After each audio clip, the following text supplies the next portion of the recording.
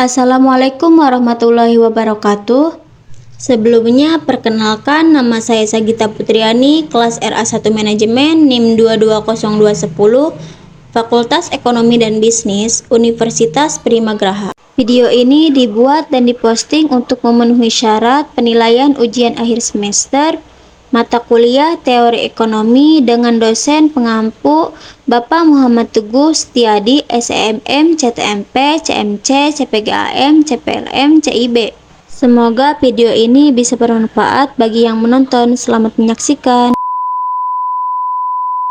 Di sini saya akan menyampaikan beberapa materi. Yang pertama itu ilmu ekonomi dan ruang lingkupnya.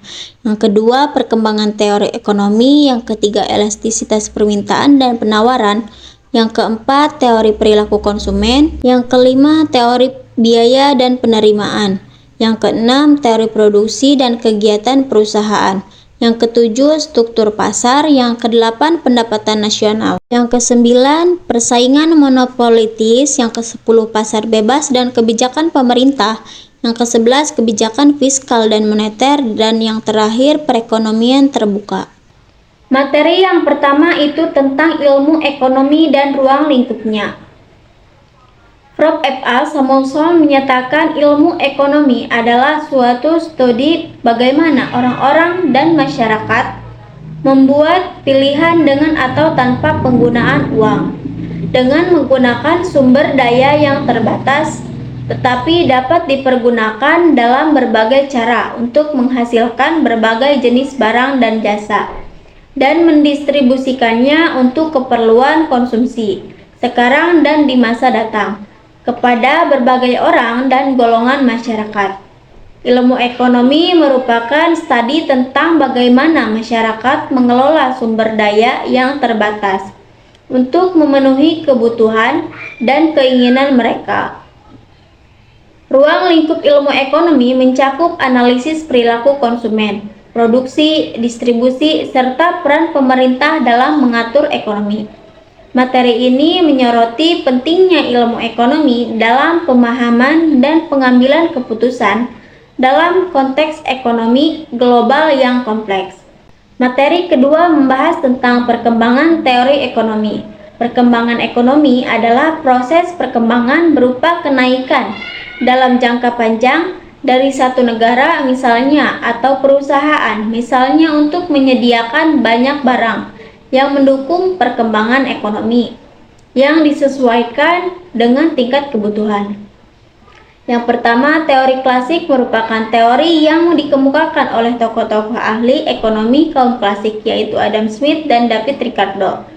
Yang kedua, teori neoklasik. Ekonomi merupakan teori yang dipopulerkan oleh para ahli ekonomi yang menganut aliran neoklasik. Adapun tokoh-tokohnya yaitu Joseph Schumpeter, Robert M. Solow, dan Harold Domar.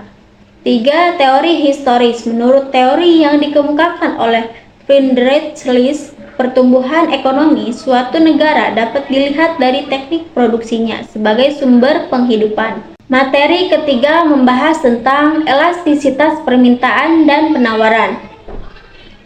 Permintaan adalah keinginan konsumen membeli suatu barang pada berbagai tingkat harga selama periode waktu tertentu atau hubungan antara permintaan dan harga. Sedangkan penawaran adalah banyaknya barang yang ditawarkan oleh penjual pada suatu pasar tertentu, pada periode tertentu, dan pada tingkat harga tertentu. Elastisitas harga permintaan mengukur seberapa banyak permintaan barang dan jasa atau konsumsi berubah ketika harganya berubah.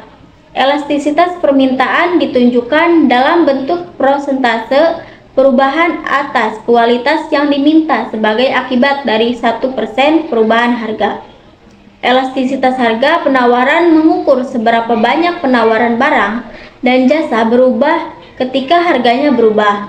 Elastisitas harga ditunjukkan dalam bentuk persentase perubahan atas kualitas yang ditawarkan sebagai akibat dari 1% perubahan harga. Materi keempat membahas tentang teori perilaku konsumen.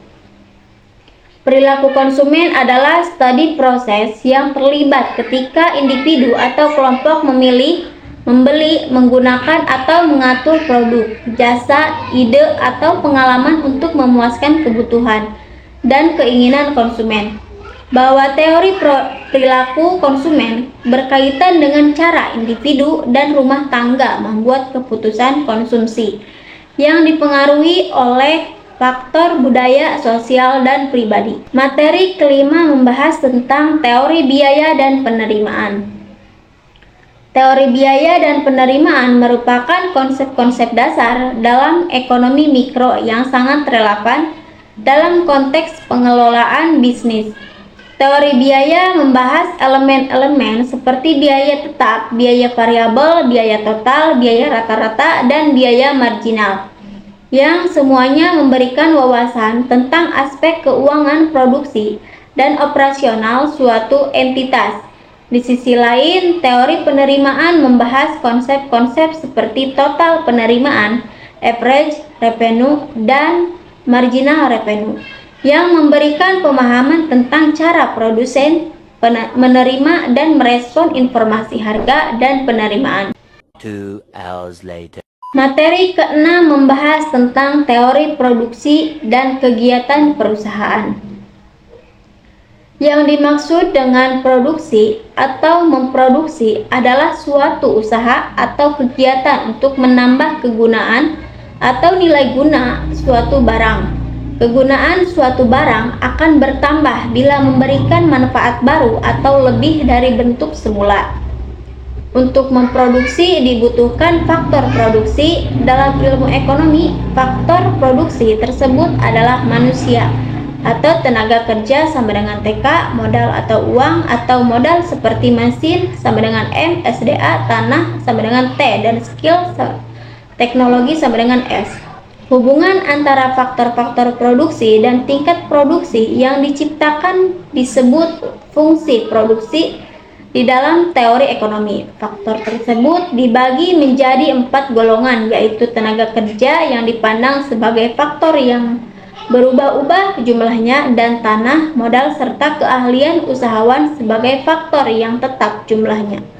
Dengan demikian, dalam menggambarkan hubungan antara faktor produksi yang digunakan dan tingkat produksi yang dicapai adalah hubungan antara jumlah tenaga kerja yang digunakan dengan jumlah produksi yang dicapai. Oh, ada baru lagi.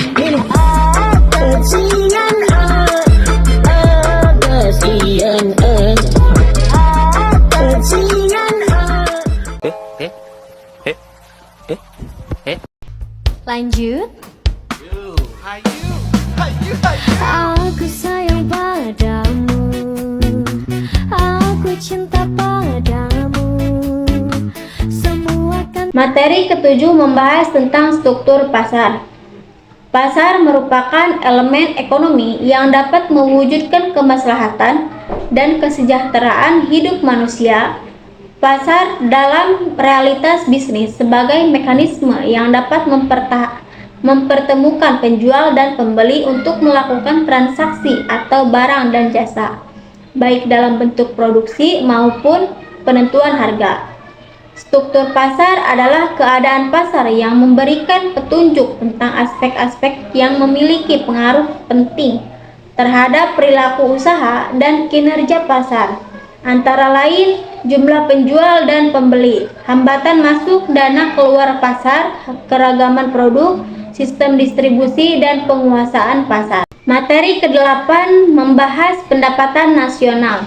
Pendapatan nasional adalah jumlah pendapatan yang diterima oleh seluruh rumah tangga keluarga atau RTK di suatu negara dari penyerahan faktor-faktor produksi dalam satu periode, biasanya selama 1 tahun. Manfaat utama yang diperoleh dari penghitungan pendapatan nasional adalah untuk mengetahui dan menelaah kondisi atau struktur perekonomian suatu negara. Karena dari perhitungan pendapatan nasional, kita dapat menggolongkan suatu negara sebagai negara industri, pertanian, atau jasa. Pendapatan nasional adalah alat yang digunakan untuk mengukur tinggi rendahnya tingkat kehidupan atau kemakmuran dalam suatu bangsa atau negara.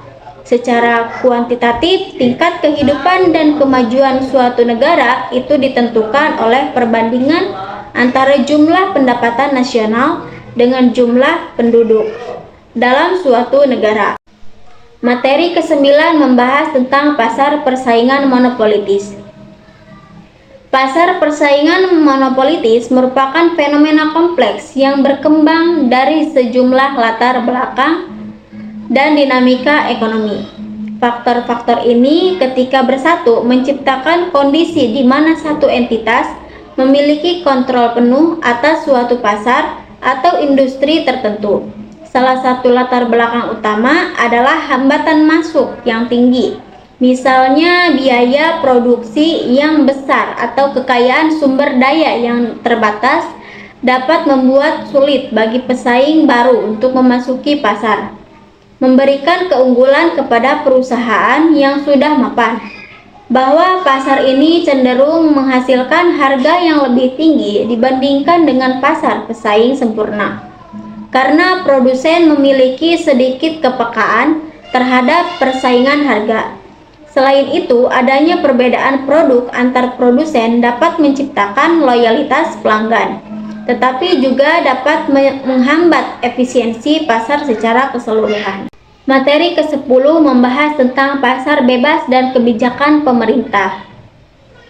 Pasar bebas adalah suatu bentuk pasar di mana segala bentuk kebijakan ekonomi tidak dijadikan patokan dalam melakukan jual beli. Setiap pihak bebas melakukan aktivitas ekonomi dan menetapkan kebijakan. Pasar bebas juga didorong oleh globalisasi di mana dunia menyatu menjadi satu, menghasilkan sekat-sekat antara negara berkurang, termasuk dalam bidang ekonomi. Pasar bebas memiliki beberapa ciri khusus yang membedakannya dengan sistem ekonomi lainnya. Beberapa ciri tersebut antara lain persaingan bebas. Dalam pasar bebas, produsen bersaing untuk mendapatkan pelanggan dengan cara menawarkan produk berkualitas tinggi dengan harga yang lebih murah. Tidak adanya campur tangan pemerintah. Dalam pasar bebas, pemerintah tidak campur tangan dalam mengatur harga dan jumlah produksi.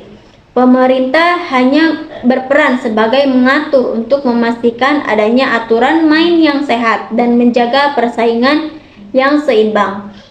Harga ditentukan oleh pasar. Harga di pasar bebas ditentukan oleh kekuatan pemerintah, permintaan, dan penawaran.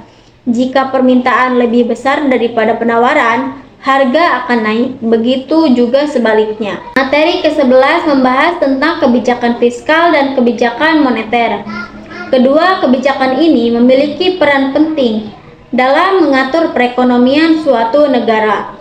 Dengan kebijakan fiskal berkaitan dengan pendapatan dan pengeluaran pemerintah, sementara kebijakan moneter berkaitan dengan pengaturan jumlah uang yang beredar dan suku bunga. Keduanya bertujuan untuk mencapai stabilitas ekonomi dan pertumbuhan yang berkelanjutan. Fiskal adalah suatu bentuk pendapatan dalam suatu negara yang diperoleh dari masyarakat dan juga pemerintah yang digunakan untuk pengeluaran dengan melalui program-program yang dibuat oleh pemerintah untuk menghasilkan pencapaian terhadap pendapatan nasional, produksi dan perekonomian, dan juga digunakan untuk suatu perangkat keseimbangan dalam perekonomian negara. Kebijakan moneter adalah proses mengatur persediaan uang sebuah negara untuk mencapai tujuan tertentu, seperti menahan inflasi, mencapai pekerja penuh atau lebih sejahtera. Kebijakan moneter dapat melibatkan mengstandar bunga pinjaman, margin rekrutmen, kapitalisasi untuk bank, atau bahkan bertindak sebagai peminjam usaha terakhir atau melalui persetujuan melalui negosiasi dengan pemerintah lain. Materi ke-12 atau materi terakhir ini membahas tentang perekonomian terbuka. Perekonomian terbuka mencakup analisis mendalam mengenai dampak perdagangan internasional, keterkaitan antar sektor perekonomian, pemerataan pembangunan ekonomi, serta solusi dan rekomendasi yang relevan untuk meningkatkan kinerja perekonomian terbuka. Dengan memperhatikan aspek-aspek tersebut, diharapkan materi dapat memberikan pemahaman yang komprehensif dan solusi yang relevan terkait dinamika perekonomian dalam konteks global. Yang pertama, perekonomian terbuka merupakan sistem ekonomi yang memungkinkan suatu negara berinteraksi erat dengan dunia global melalui perdagangan internasional yang mempengaruhi pertumbuhan ekonomi, inflasi, dan kualitas lingkungan. Kedua, sirkulasi aliran pendapatan merupakan faktor penting dalam perekonomian terbuka yang melibatkan pembayaran oleh sektor perusahaan kepada pemerintah atas pajak dan terutama di sektor investasi, perbankan, dan konsumen. Yang ketiga, keseimbangan ekonomi merupakan syarat penting dalam perekonomian terbuka yang dapat diperoleh dengan mengembangkan sirkulasi aliran pendapatan, meningkatkan produktivitas, dan mengurangi ketidakstabilan ekonomi. Yang keempat, perekonomian terbuka juga mempengaruhi kualitas lingkungan karena perdagangan internasional dapat berdampak pada emisi karbon dan lingkungan. Yang kelima, untuk menghadapi tantangan dan peluang yang terkait dengan perekonomian terbuka, negara-negara perlu memahami sirkulasi aliran pendapatan, mengembangkan strategi ekonomi, dan menjaga keseimbangan ekonomi.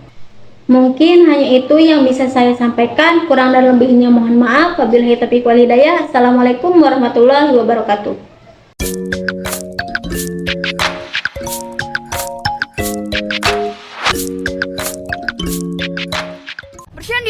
Bercanda. That's so much.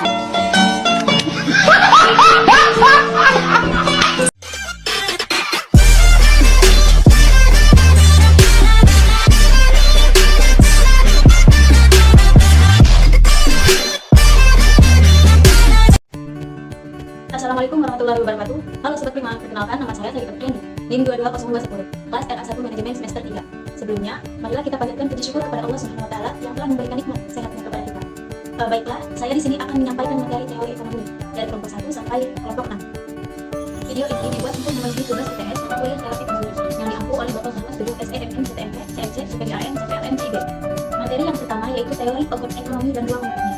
Ekonomi merupakan ilmu tentang perilaku dan tindakan manusia untuk memenuhi kebutuhan hidupnya yang bervariasi dan berkembang dengan sumber daya yang ada melalui pilihan-pilihan kegiatan produksi, konsumsi, dan atau distribusi. Ruang lingkup ekonomi.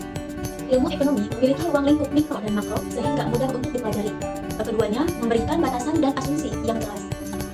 Ekonomi yang pertama yaitu ekonomi mikro merupakan cabang ilmu ekonomi yang khusus mempelajari bagian-bagian kecil atau aspek individual dari keseluruhan kegiatan perekonomian.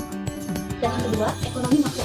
Ekonomi ini merupakan cabang ilmu ekonomi yang khusus mempelajari mekanisme bekerjanya perekonomian sebagai suatu keseluruhan, berkaitan dengan penggunaan faktor produksi yang tersedia secara efisien agar kemakmuran masyarakat dapat dimaksimalkan. Metode ilmu ekonomi merupakan upaya manusia untuk memenuhi kebutuhan yang bersifat tidak terbatas dengan alat pemenuhan kebutuhan yang berupa barang dan jasa yang bersifat langka dan terbatas serta memiliki kegunaan yang alternatif. Adapun metode yang digunakan dalam ilmu ekonomi itu ada 4, yaitu yang pertama metode induktif, yang kedua metode deduktif, ketiga metode matematika, yaitu metode statistika.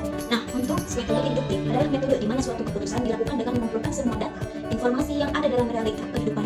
Realita tersebut mencakup setiap unsur kehidupan yang dialami kehidupan, keluarga, masyarakat, lokal, dan sebagainya, yang mencoba mencari jalan pemecahan sehingga upaya pemenuhan kebutuhan tersebut dapat dikaji secermat mungkin.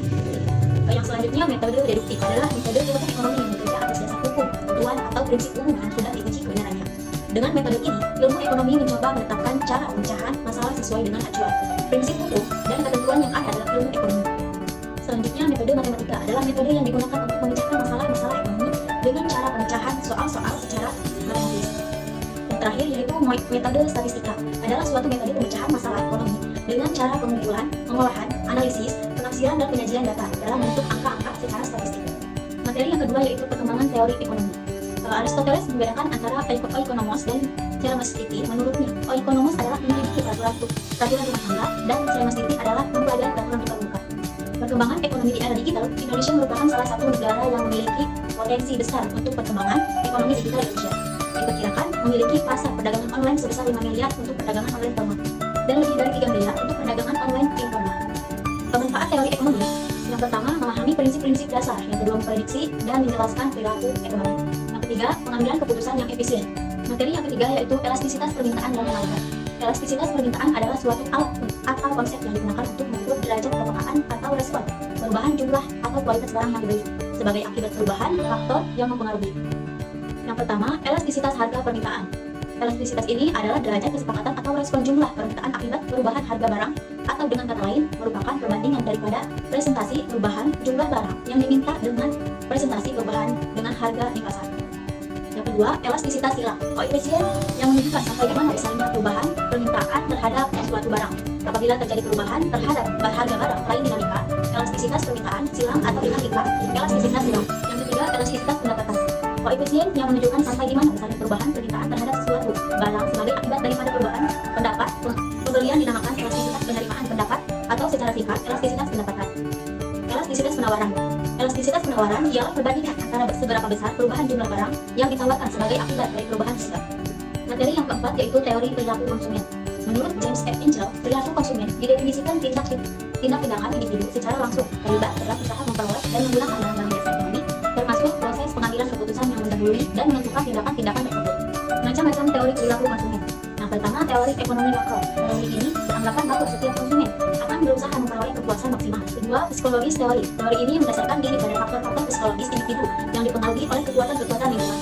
Yang ketiga, teori antropologis. Teori ini juga menekankan perilaku pembelian dari suatu kelompok masyarakat yang ruang lingkupnya sangat luas, seperti kebudayaan, kelas-kelas sosial, dan sebagainya. Ada dua macam pendekatan. Yang pertama, pendekatan marginal, didasarkan pada asumsi bahwa tingkat kepuasan yang diperoleh konsumen dari mengonsumsi barang dapat diukur dengan satuan tertentu, seperti rupiah, jumlah, unit, atau buah, dan lain-lain. Dua, pendekatan ordinal. Pendekatan ordinal ini menyatakan bahwa utilitas tidak dapat dihitung, melainkan hanya dapat dibandingkan. Materi yang kelima yaitu teori biaya dan penerimaan. Teori biaya dan penerimaan adalah konsep-konsep dasar dalam ekonomi yang digunakan untuk memahami bagaimana perusahaan membuat keputusan produksi dan menentukan tingkat output yang optimal. Macam-macam biaya produksi. Yang pertama yaitu biaya tetap, merupakan biaya yang dalam kurun waktu tertentu jumlahnya tetap dan tidak berubah. Yang kedua, biaya variabel. Biaya variabel ini merupakan pengeluaran yang jumlahnya tidak tetap atau berubah-ubah sesuai dengan jumlah output yang dihasilkan. Yang ketiga, biaya total merupakan jumlah seluruh biaya yang dikeluarkan untuk memproduksi semua output baik barang maupun jasa. Yang keempat, biaya rata-rata merupakan biaya total yang dikeluarkan untuk setiap unit output. Dan yang kelima, biaya marginal merupakan kenaikan dari biaya total yang diakibatkan oleh diproduksinya tambahan satu unit output. Teori penerimaan dan pendapatan adalah total penerimaan yang diperoleh pada periode tertentu. Perusahaan yang menginginkan laba maksimum akan mengambil keputusan secara marginal, di mana perusahaan dapat menyesuaikan variabel-variabel yang bisa dikontrol untuk memungkinkan memperoleh laba yang maksimum. Materi yang keenam yaitu teori produksi dan kegiatan perusahaan. Teori produksi adalah prinsip ilmiah dalam melakukan produksi yang meliputi bagaimana memilih kombinasi penggunaan input untuk menghasilkan output dengan produktivitas dan efisiensi tinggi. Yang kedua itu bagaimana menentukan tingkat output yang optimal untuk tingkat penggunaan input tertentu. Produksi adalah salah satu aktivitas ekonomi yang menghasilkan hasil akhir atau output dari suatu proses yang membutuhkan beberapa masukan atau input. Sehingga kegiatan produksi merupakan kombinasi antara beberapa masukan atau input yang bisa disebut faktor-faktor produksi yang akan menghasilkan keluaran atau output agar nilai guna barang atau jasa tersebut bertambah. Keuntungan atau kerugian adalah perbedaan hasil penjualan dan biaya produksi. Keuntungan diperoleh apabila hasil penjualan melebihi dari biaya produksi dan sebaliknya. Fungsi produksi adalah hubungan teknis antara faktor produksi dengan hasil produksi. Secara matematis, hubungan teknis tersebut dapat ditulis output sama dengan F dalam kurung TK, M.TS. Untuk jangka waktu analisis, ada dua yaitu jangka pendek dan jangka panjang. Jangka pendek yaitu jangka waktu di mana terdapat sebagai faktor produksi yang jumlahnya dianggap tetap, contohnya harian, mingguan, dan bulanan. Untuk jangka panjang yaitu jangka waktu di mana semua faktor produksi bersifat variabel, contohnya yaitu tahunan dan multi tahunan. Perusahaan merupakan tempat di mana terjadi kegiatan produksi barang atau jasa untuk kemudian dijual ke masyarakat. Tujuan perusahaan adalah untuk memanfaatkan sumber daya manusia dan sumber daya alam guna memproduksi suatu barang atau jasa agar dapat menciptakan keuntungan sebanyak-banyaknya. Organisasi perusahaan dapat dibedakan menjadi tiga secara umum, yaitu perusahaan perseorangan, perusahaan perkongsian, dan perseroan terbatas, di mana masing-masing memiliki kelebihan dan kelemahan yang mendasar. Mungkin hanya itu yang bisa saya sampaikan. Kurang dan lebih mohon maaf. Wabillahi taufiq wal hidayah. Assalamualaikum warahmatullahi wabarakatuh.